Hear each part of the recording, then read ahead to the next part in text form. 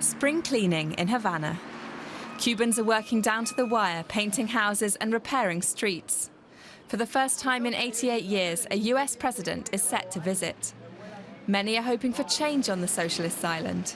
There haven't been as many US flags here since before the revolution.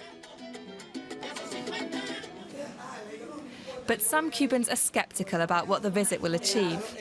Berta Soler heads up the Damas de Blanco, the ladies in white. They're a group of women who have campaigned for years for the release of political prisoners. I'm going to fight for real change in Cuba, because cosmetic changes aren't going to solve any of our problems.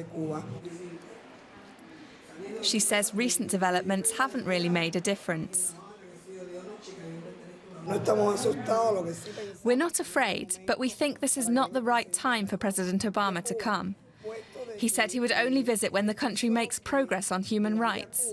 And in reality, the human rights situation has not improved. Independent media are banned in Cuba, except online.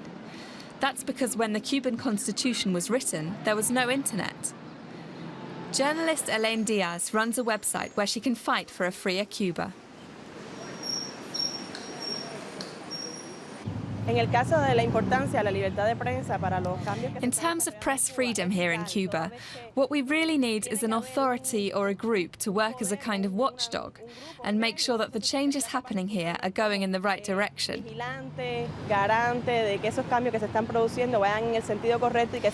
that body needs to be capable of organizing a dialogue between the government, business interests, and Cuban citizens.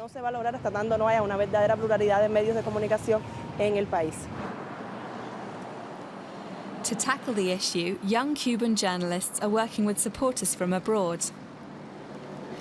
Abraham Jimenez runs an online magazine with the help of young Cuban exiles living in Miami, Mexico, and London.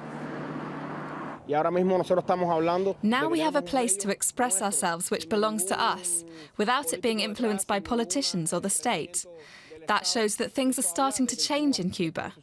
When young people under 30 can start a media organization, that's a really clear sign that today's Cuba is different.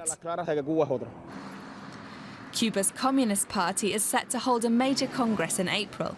What happens there will mark out the path Cuba will take following Obama's visit and offer a glimpse of how the future could look for Cubans.